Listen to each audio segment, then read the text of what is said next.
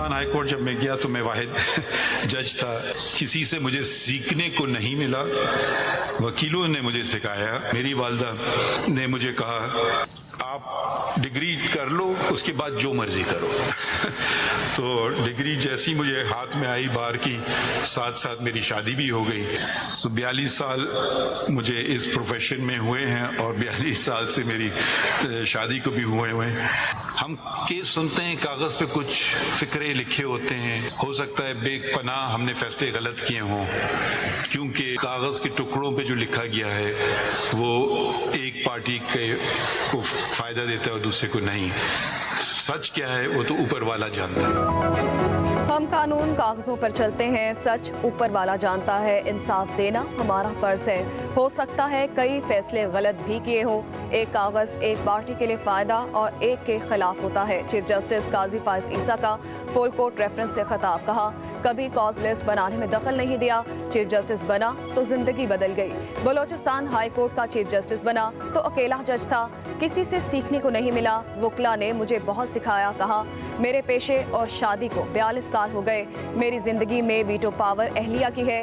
Chief justice Qazi Faez ईसा का full court में शरीक जजेस से इज़हार तशक्कुर। शरीक ना होने वालों का भी शुक्रिया अदा किया।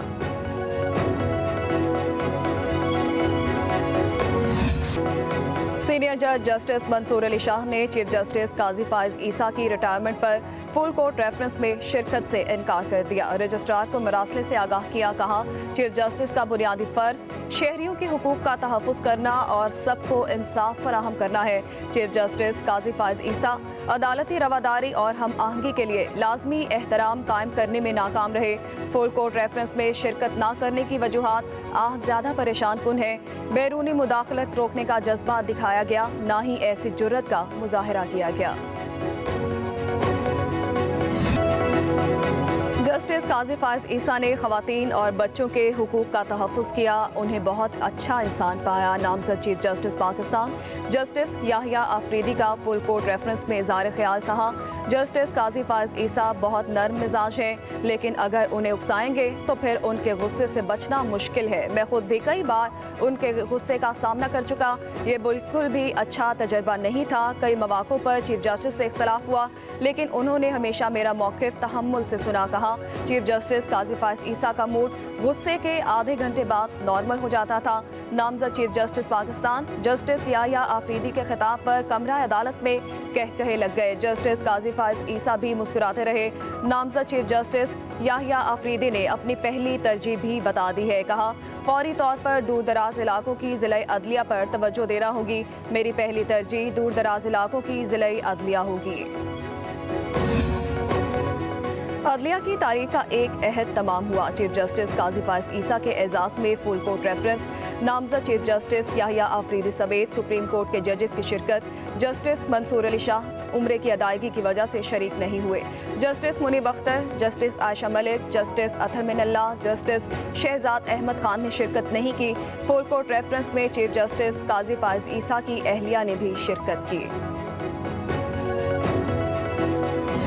चीफ जस्टिस काजी फाइज ईसा आइन, कानून, जमहूरियत और एहतसाब के अमल में गैर मुतज़लज़ल रहे।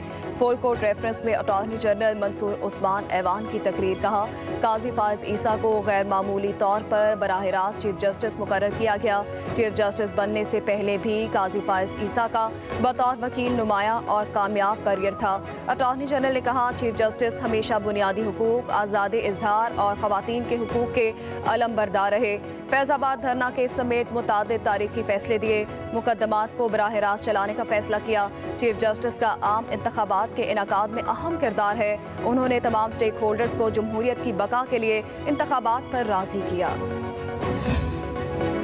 नामज़द चीफ जस्टिस याहिया आफरीदी आज हल्फ उठाएंगे। सदर आसिफ अली ज़रदारी चीफ जस्टिस से हल्फ लेंगे। तकरीब हल्फ बरदारी में आला अदलिया के सीनियर जजेस, पार्लियामेंटेरियंस और सरकारी हुकाम शिरकत करेंगे। ऐवान सदर सेक्रेटेरिएट ने मेहमानों को दावतनामे जारी कर दिए। पार्लियामान की 12 रुकनी खुसूसी कमेटी ने याहिया आफरीदी को नामज़द किया। वज़ीर आज़म के एडवाइस पर सदर मुमलिकत ने मंजूरी दी।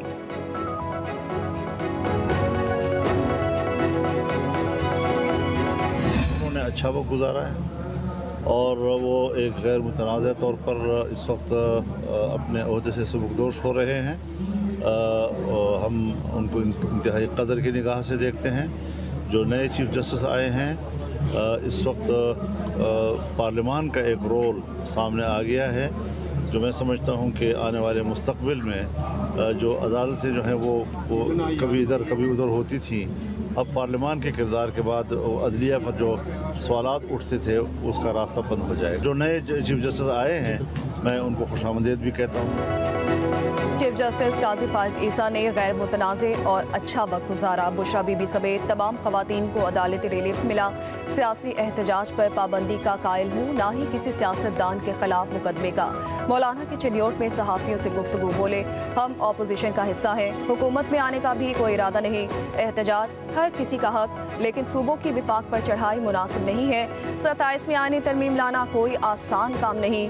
पार्लियामान के किरदार के बाद अदलिया पर उठने वाली उंगलियां बंद होंगी। मुल्क में सियासी इस्तेकाम बहुत ज़रूरी है। वसाइल बढ़ेंगे तो मसाइल कम होंगे।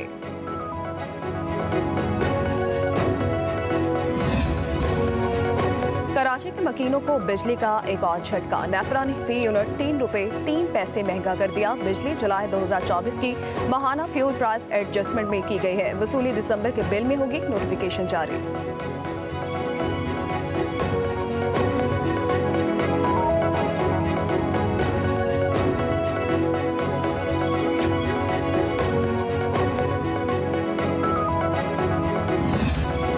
पंजाब में रोटी और आटा सबसे सस्ता है। अवामी खिदमत का काबिल तहसीन तारीखी मयार कायम करेंगे।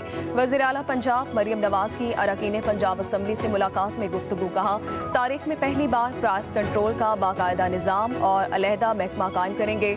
महंगाई की वजह से अवाम को पहुँचने वाली माशी तकलीफ का इजाला करेंगे। वज़ीर आला पंजाब मरियम नवाज से बेल्जियम के सफ़ीर की भी मुलाकात। बाहमी ताउन के फ़रोग़ और ताल्लुकात को मज़ीद मजबूत बनाने पर तबादला ख्याल किया गया। दोनों ममालिक का मुस्तक़बिल में दो तरफ़ा ताउन के फ़रोग़ के मज़ीद मौक़े तलाश करने पर जोर। मरियम नवाज ने कहा, तालीम, IT और ज़राअत में ताउन को मज़ीद फ़रोग़ देना चाहते हैं।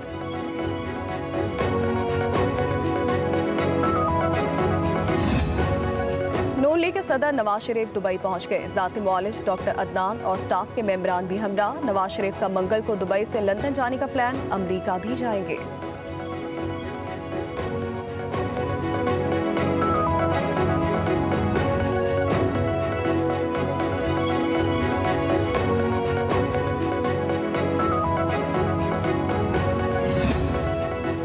बानी PTI की दोनों बहनों अलीमा खान और उज़मा खान को रिहा कर दिया गया। जेहलम जेल के बाहर बहन नौरीन और बेटे शहरोज भी कारकुनान के साथ मौजूद थे। इंसदाद दहशतगर्दी अदालत इस्लामाबाद ने दोनों बहनों की जमानतें मंजूर करके 20-20 हज़ार रुपये के मचलके जमा कराने का हुक्म दिया था।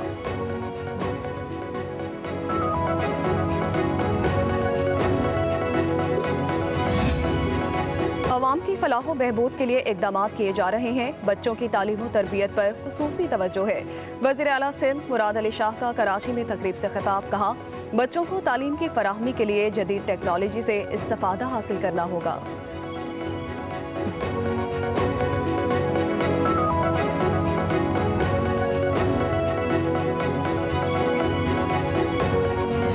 छब्बीसवीं आईनी तरमीम अल्हम्दुलिल्लाह एक बड़े कंसेंसस के साथ पास हुई, लेकिन पीपल्स पार्टी ने कभी किसी अदालत के खिलाफ मुहिम नहीं चलाई, कभी किसी अदलिया पे हमला नहीं किया, कभी जो है किसी के साथ पर्सनलाइज नहीं हुई, कभी किसी के खिलाफ कैंपेनें नहीं चलाई हैं। पूरी सूरत हाल के बाद जब यह 26वीं आईनी तरमीम पास की गई, PTI की जानिब से फिर एक मरतबा सोशल मीडिया पे गलत हक़ाइक़ के साथ एक मुहिम चलाई गई पीपल्स पार्टी के खिलाफ और पीपल्स पार्टी की लीडरशिप के खिलाफ। इनका इस वक्त एजेंडा वही है कि किस तरीके से पाकिस्तान में अवाम को डिवाइड किया जाए।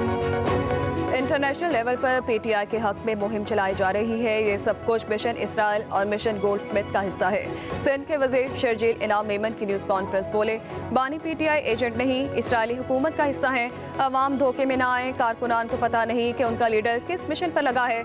26वीं आईनी तरमीम के बाद PTI ने हमारे खिलाफ मुहिम चलाई। हुकूमत सिंध अवाम को सहूलियात फराहम कर रही है।